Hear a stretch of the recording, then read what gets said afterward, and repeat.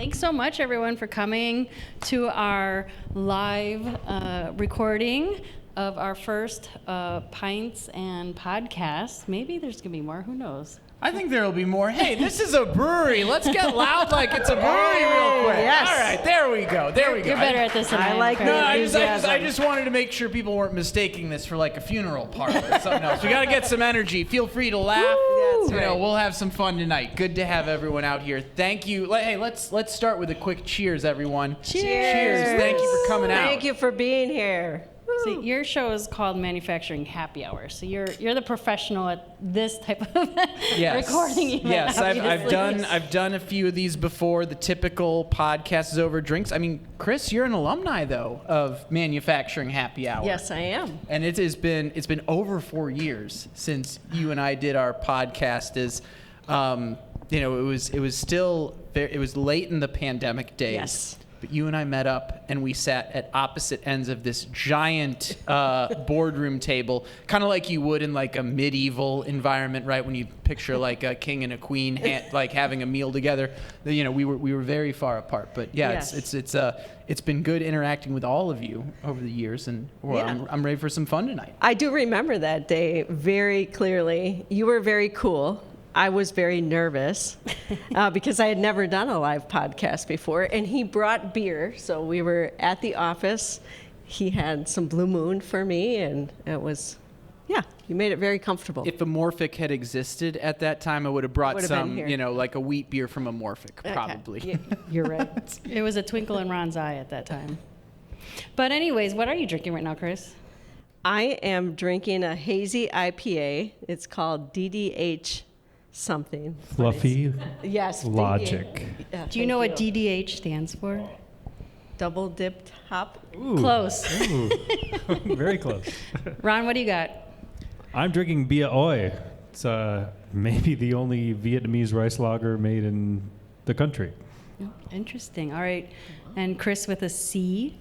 I am drinking one of Amorphic's many great IPAs. I believe, is it a double dry hopped Sentient as well? Is that it? Sentient 6.0. Okay, Yes. but it's not double dry hopped, correct? It's actually quadruple, but we think it's kind of, what's the right word?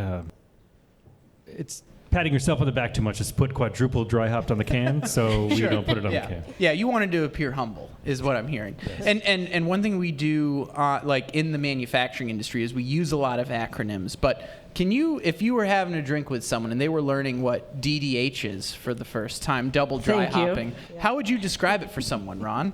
Actually, that term in the brewing industry is not defined. And it means different things to different breweries. Some breweries will say double dry hop means use double the amount of hops. Others will say it means put the hops in double the amount of times, but the same amount of hops. So it's one of those two things or something between the two. We only use it because it's a marketing term that tells people it's going to have like a super saturated flavor of hops in it. But to be honest, almost every one of our IPAs, the minimum we've ever done is triple dry hopped, and some are as high as sextuple dry hopped.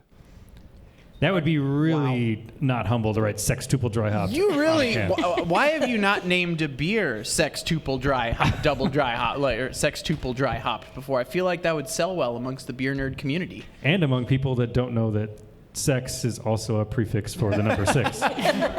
Well said. Well said. All right. Okay, let's get started here. I am Lori Highby. I am the co-host of A Broadcast for Manufacturers with Kris Harrington here. And our third co-host, Aaron, unfortunately, is sick. And we've got Kris Lukey from Manufacturing Happy Hour. Kris, why don't you introduce yourself quickly? Yeah, happy to. So I'm one of the two Krises on stage tonight, the one that hosts Manufacturing Happy Hour. The way I describe it, the mission, since it started in 2016, is this really campy YouTube channel.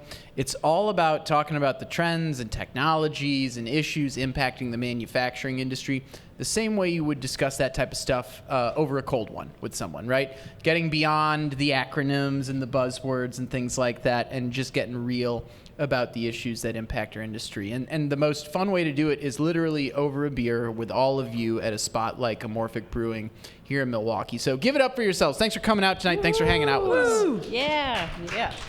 All right, Kris with a K. All right, if we keep taking sips of beer, this is going to get very interesting as we go through. So I am Kris Harrington, one of the three broads in a broadcast for manufacturing, and our show is really about challenging the status quo. We like to talk to different people in the manufacturing industry with all types of different backgrounds who are impacting the industry in different ways, most importantly, taking it forward. So pleasure to be here in this crossover event with you at Amorphic Beer.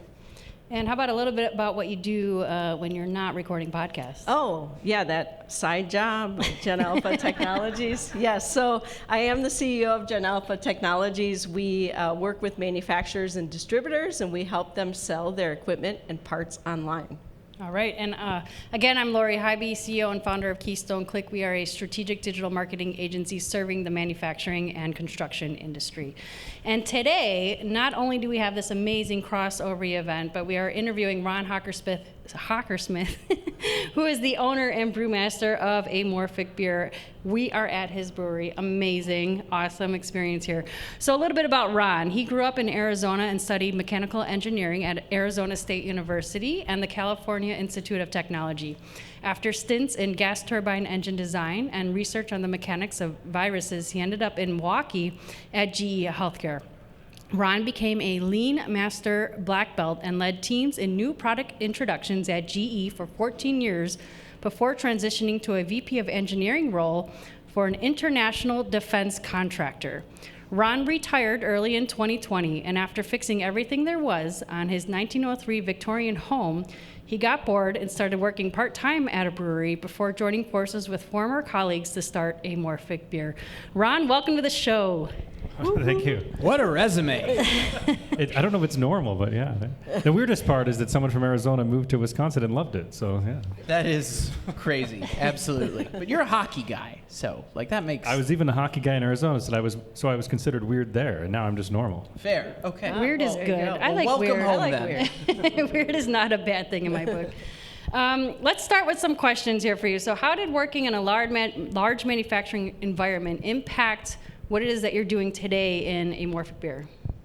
So the person there was another person from GE. We shared a cubicle together for a long time. He was a program manager. I was the chief engineer on a variety of projects. And we worked together well there, and that's the person that called me and said, hey, we should start this brewery thing, and then we did.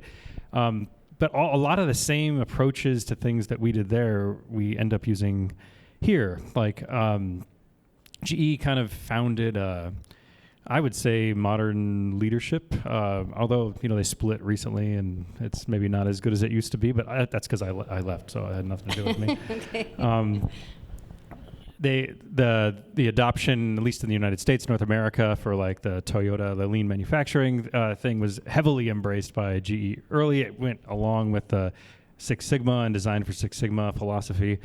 And I would say we embrace all of those principles, but a lot of them, we kind of leave the formality out. For example, if you were working at GE in 1999 or even 2005, and you wanted to improve something, you were going to form a formal project, and there was a committee that was going to approve your project, and you're going to go through all these steps. And we do it here. Just as we're making a beer, we are talking about what we could make better or make our lives easier while we're here. And we do go through the same phases of define, measure, analyze, improve, control, things like that. But there's no formal report. So I guess I would say we use a lot of the good things without maybe some of the bureaucracy that went along with it. Another thing we do as a joke, but it's actually good, is Kaizen. So we have Kaizen of the Week, even here at Amorphic, but only 2 people have ever won Kaizen of the Week because there's only 2 of us that participate. And we're basically, every week, we're competing with each other to see what improvement we could make in the brew house to make it easier and more efficient to get done. Can I tell my Kaizen of the week? Yes, please. Yeah. So I'll tell you my Definitely. submittal for this week. So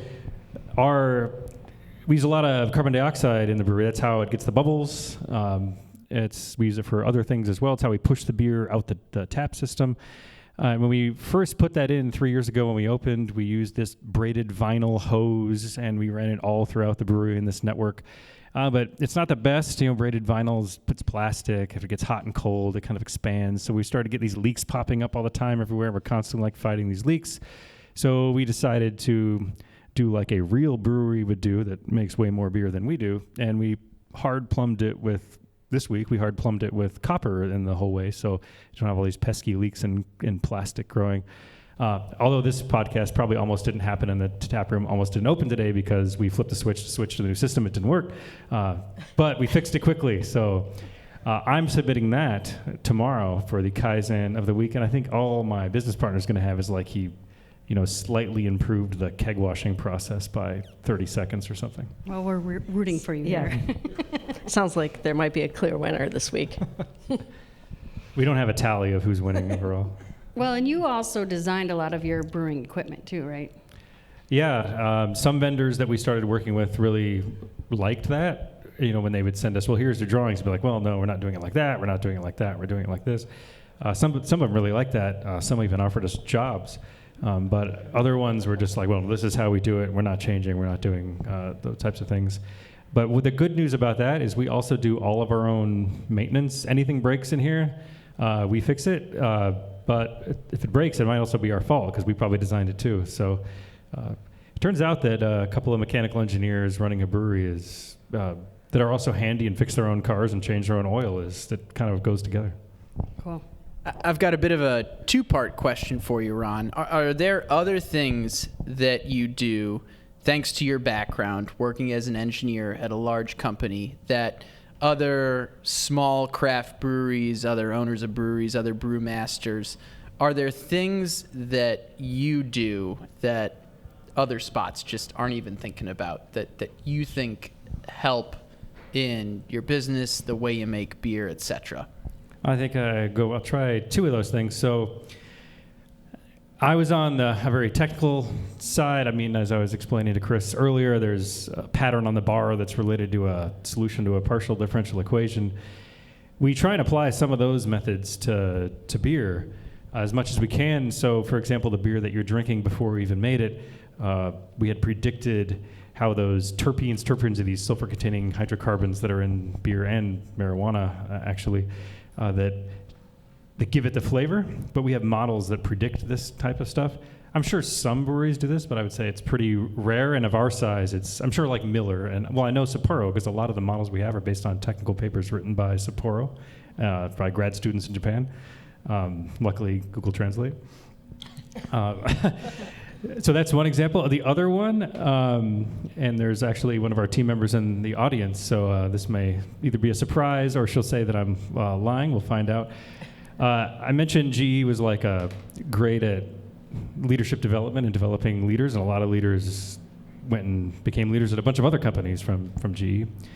Sort of the way that we manage the team here is the same way you do it at GE. And whenever we interview someone new, regardless of the position, we kind of explain that we run this like it's a international engineering organization, and this may be different for you, and it may work or it may not. You'll get feedback if you're doing well. You get feedback if you're not doing well.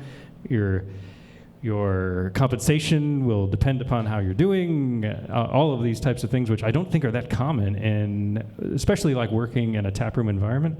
But I can proudly say, even in this environment, we have not had any change in staff in over 2 years in the service industry, which I think is unheard of. So apparently That's just awesome. run a tap room like an international conglomerate, which sounds bad, but apparently it works for that part of things. Well, I've got to, the second part to this question then is, I think one of the commonalities with this crossover that we're doing, the folks that listen to a broadcast for manufacturers as well as manufacturing happy hour, it's all manufacturing leaders that listen to the show. And one thing, the shows, I'm sorry.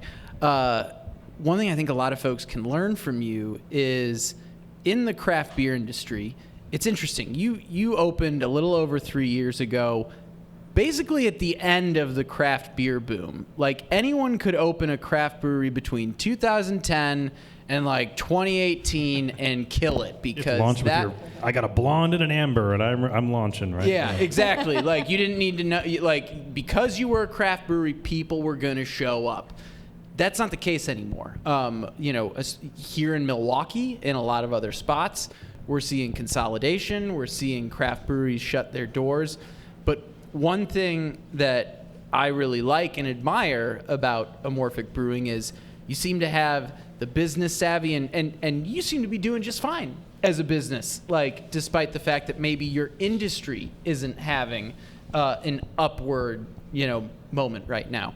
So what would your advice be to manufacturing leaders out there on how they lead their business, even if their particular industry might not be at its peak? And feel free to answer this in the context of the things you do here specifically at Amorphic.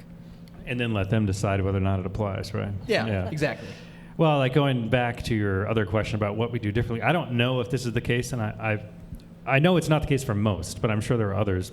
When we're designing a beer, we can see the contribution margin, the operating margin, everything on every, if it's going in a 4-pack, if it's going in distribution to bars and restaurants and grocery stores, how all of that happens. If I just decide I'm going to sextuple dry hop it instead of quintuple dry hop it, I can see immediately what the impact of that is, and that affects our decisions. That's not only true there, that was true when we built the place. We made sure that we had a financial model that would tell us, are we going to make money or are we not going to make money? And our model did not assume that we would take over the world and try and be the next, or even the state, and try and be the next Lakefront or Third Space. That's a very Milwaukee example. Large regional breweries, if you're watching from somewhere else. And we basically just followed that. So that sounds kind of obvious and generic. I can tell you in the brewing industry, based on questions I get asked from other brewers, that's not super common. Essentially, that you have a plan, you've sort of set a baseline for your assumptions, and you have some data to back those assumptions up, and then we execute. And then when we deviate, like, for example, when our plan for this said that we were going to sell 50% of our beer in distribution, and within 1 year we were going to have to put in 6 more tanks that were twice as big as the ones that you see on the other side of the wall. But I guess this is good news. Our profit was exceeding what it was supposed to be if we did that, even though we hadn't done that, but we were only selling 15% of beer in distribution. Well, the margins of distribution are trash, and it's very difficult to make money unless you make tens of thousands of barrels of beer per year in distribution. So we were able to recognize that, pivot, and I guess embrace that side of things and not go spend all that money that our plan said we were and hang out. The other thing I would say that I don't see that often, and I think especially in small businesses, is trust, especially of the team.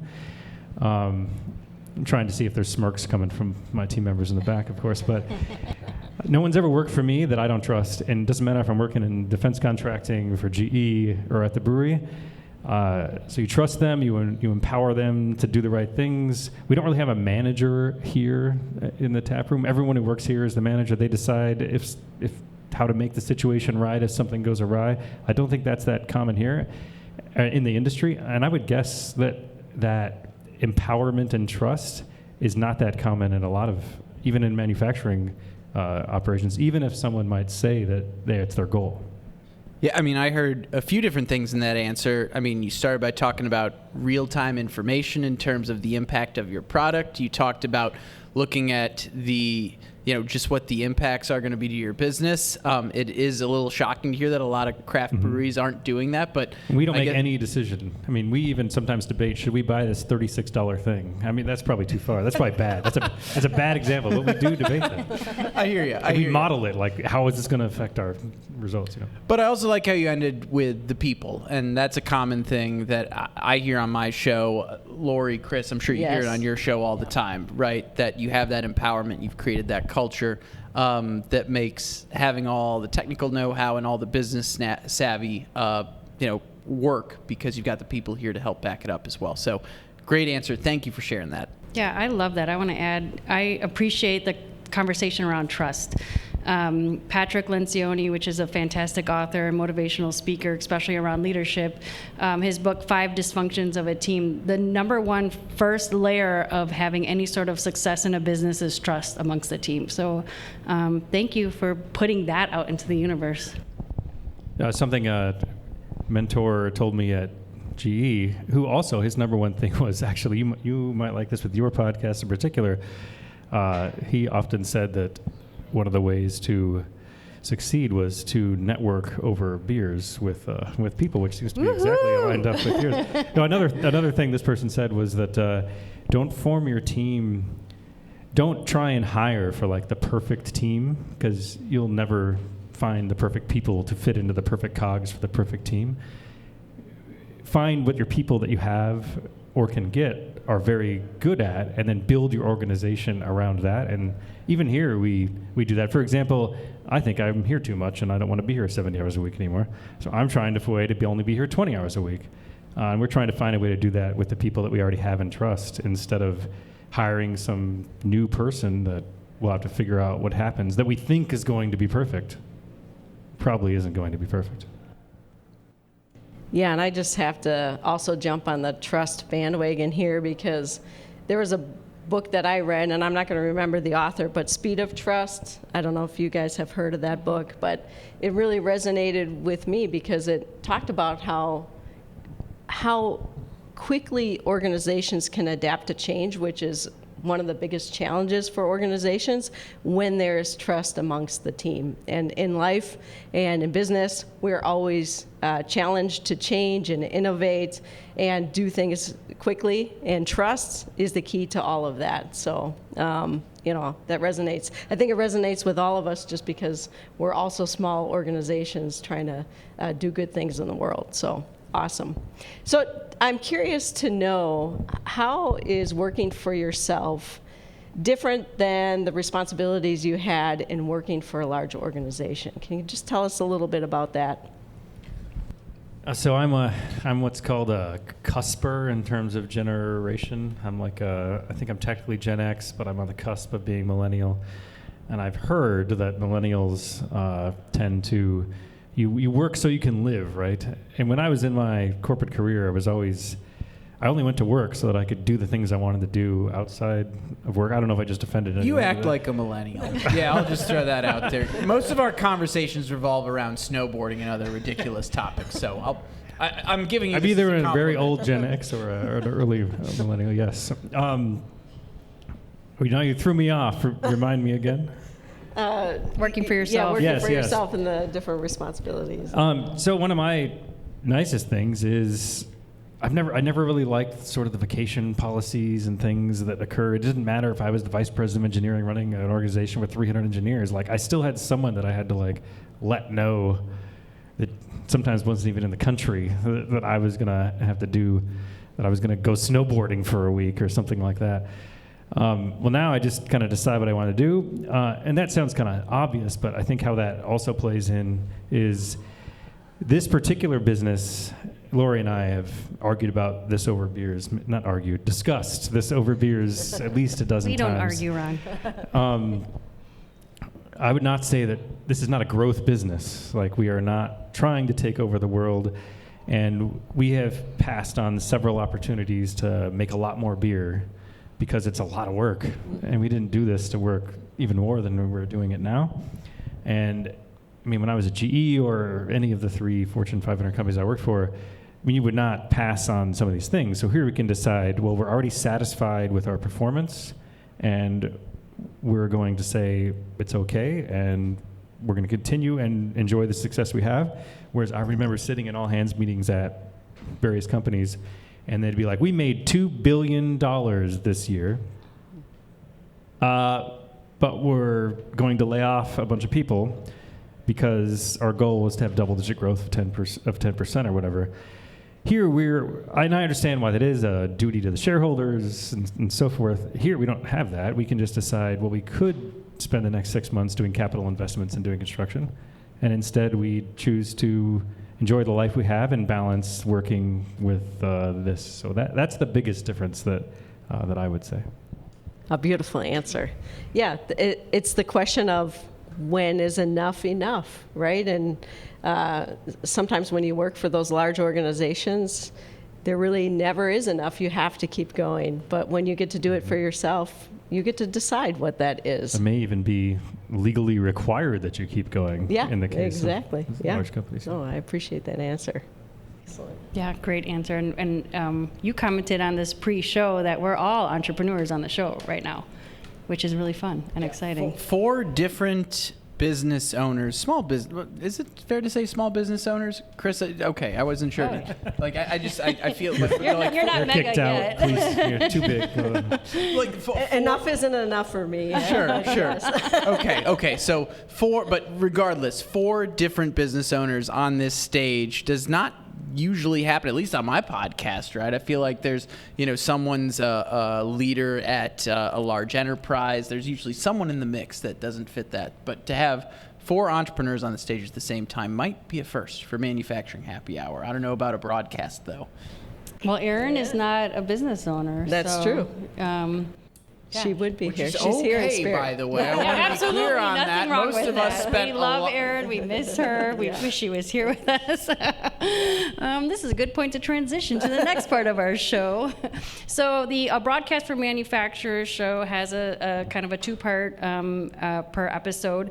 And the second half is called I Just Learned That, where every single guest and host that's on the show shares a random nugget. It doesn't have to be anything related to manufacturing. And we've had things that a 3rd grade science fact all the way to AI, which tends to be one of my favorite topics. Kris, why don't you finish this sentence? I just learned that. Okay, so I'm going to make sure I look at my notes here because I don't want to get this wrong.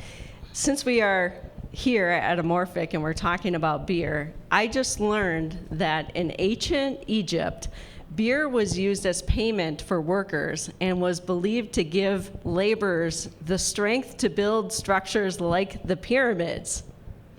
So they would pay in 3 to 4 liters throughout the day for laborers that were working on the pyramids, beer, and they would give it to them 3 times a day. It was apparently not as alcoholic. It was sweet and it was thick, but it was used as payment back in the day. So I just thought that was very interesting and perfect for this show.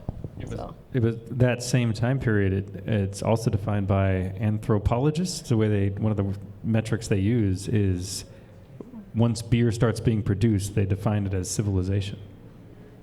Really? Because it requires you to stay put for like 3 weeks instead of being nomadic. Yeah. Oh, interesting. Fascinating.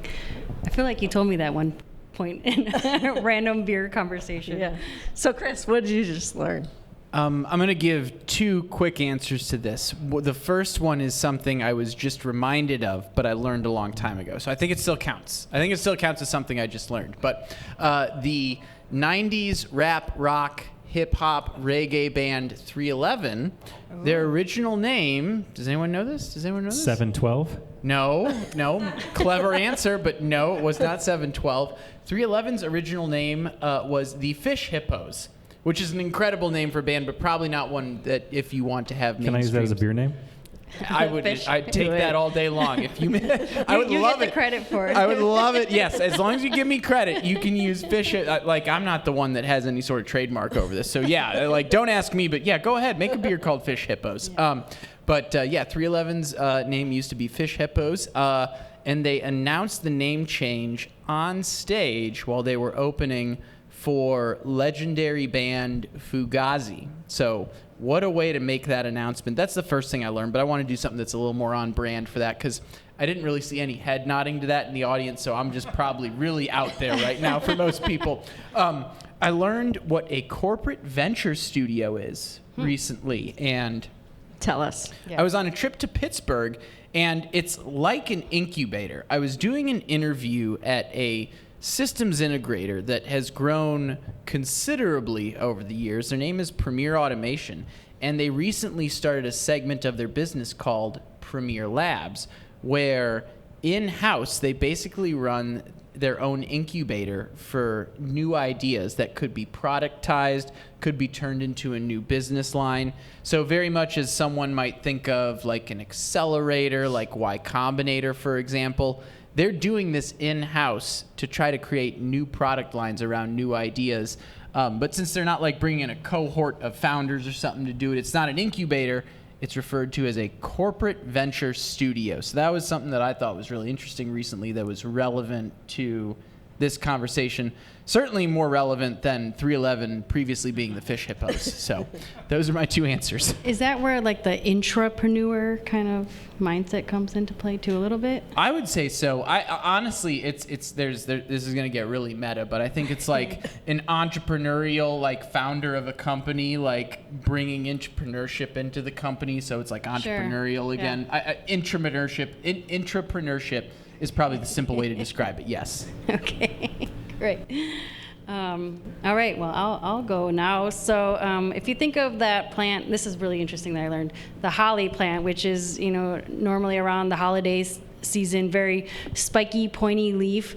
What I learned is the spikiness of that leaf itself is actually a defense mechanism for whenever deer or bugs or critters are going to eat the plant, that there's specific genes that create new leaves that are pointy and spiky. So the leaf itself is actually very round and attractive to deer, apparently. But I just thought that was interesting. Yeah, it's amazing how much nature is designed to do that for itself, right? It's cool. Yeah. Very cool. Very cool. Ron, anything you've just learned? I have one of those in my backyard. Oh, so is it spiky at all? It is spiky. Oh, fascinating. But I don't think we have deer. We have a fox, though. But we don't squirrels, have lots of squirrels. Lots of squirrels, but mostly fox. And mostly squirrels and no fox.